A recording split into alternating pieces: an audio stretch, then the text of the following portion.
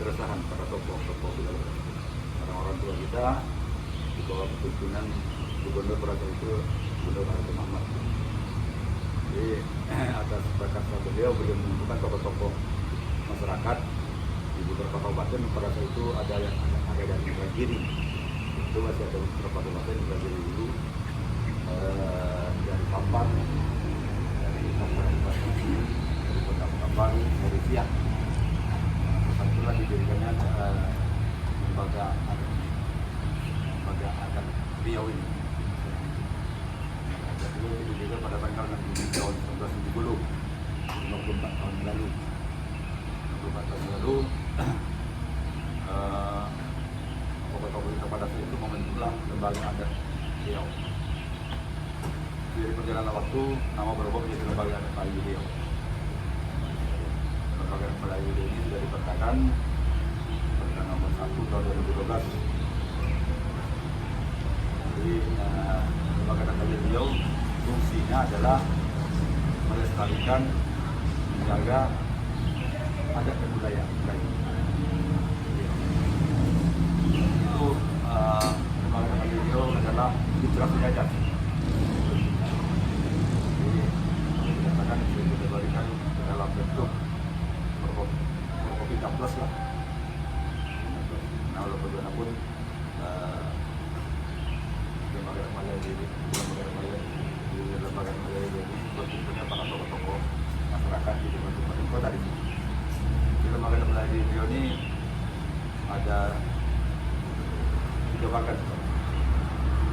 Yang pertama adalah Majelis Kerapatan Adat.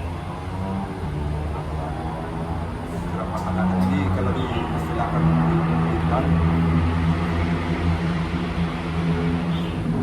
sebentuk legislatif lah.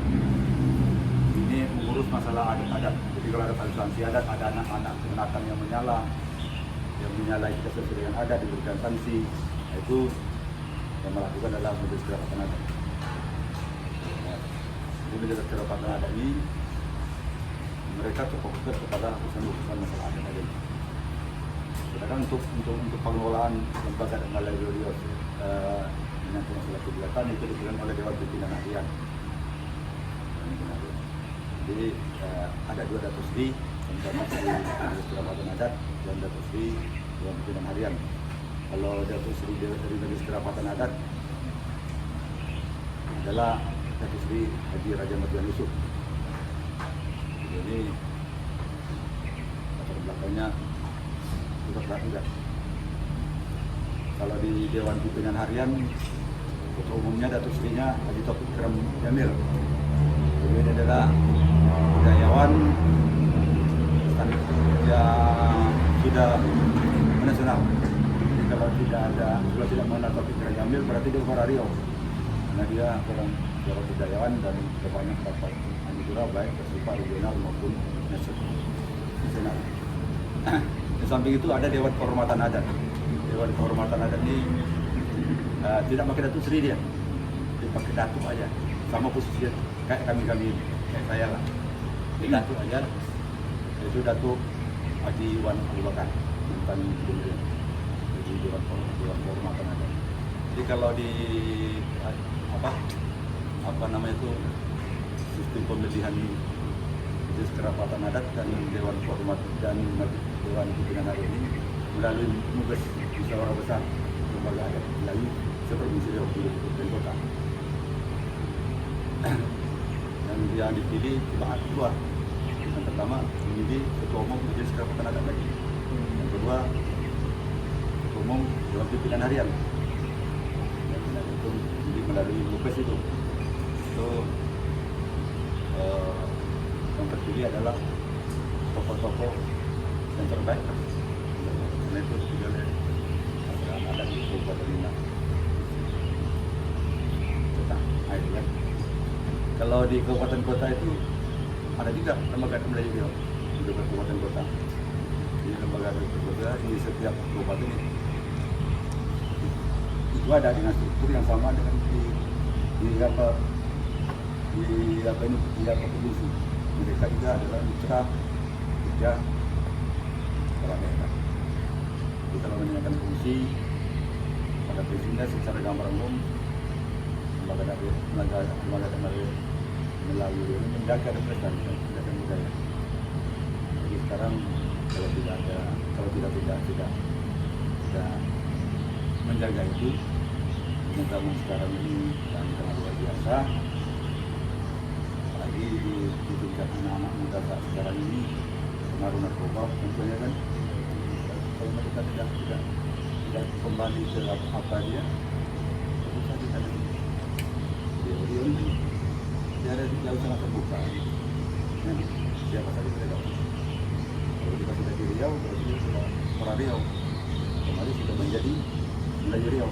Kalau sudah menjadi Melayu Riau, harus memegang teguh adat dan istiadat Melayu Riau. Nah gitu. Ya. Siapapun itu, kita tidak memandang suku. Tapi kalau dia sudah berada di Riau, sudah bertempat di Riau, sudah tinggal di Riau, berarti dia adalah orang Riau. Secara kata langsung dia adalah Melayu Riau. Pendidikan dia harus memegang apa teguh adat dan budaya Melayu Riau. Itu yang harus kita ingat, harus kita tekankan. Nah, kalau Melayu Riau ini kita bicara bukan, mohon maaf sebenarnya kita bicara, tapi kita ini daerah Melayu, kita bicara dalam konteks Melayu. Kalau Melayu ini kan orangnya terbuka nih, menerima, tapi jangan berbuat keonaran di tanah Melayu. Nah, itu aja yang diminta oleh tokoh-tokoh kita ini. Tidak lain kita bukan junjung adat dan budaya Melayu. Nah, gitu. Saya pikir itu. Kalau masalah kegiatan-kegiatan yang adik-adik tanyakan, setiap pagi cukup banyak. Adanya arahan adat, adanya majelis zikir, adanya anjang sana, ada ustaz kunjung, dan banyak lagi kegiatan-kegiatan. Seperti hari ini malam nanti kita melaksanakan agenda kegiatan musyawarah kerja Musker kita bahas untuk tahun 2025. Jadi Musker 2026, jadi kegiatan itu kita ajukan dan berdasarkan hasil Musker inilah nanti kita bawa ke pemerintah daerah sama DPRD. Jadi begitu itu. Jadi kan kalau yang terlebih detail masalah adat, nanti ada orang yang bertanya di mana sekolah sanksi adatnya. Namanya ini begini, kalian apa memegang sebenarnya ini tidak apa studi itu kan sanksi adat kita. Ya, sekarang itulah yang harus kita pegang karena kita berpatokan kepada adat dan syarat-syarat. Jadi apa katanya tuh ajaran-ajaran keislaman lah. Begitu deh, ya. Nah.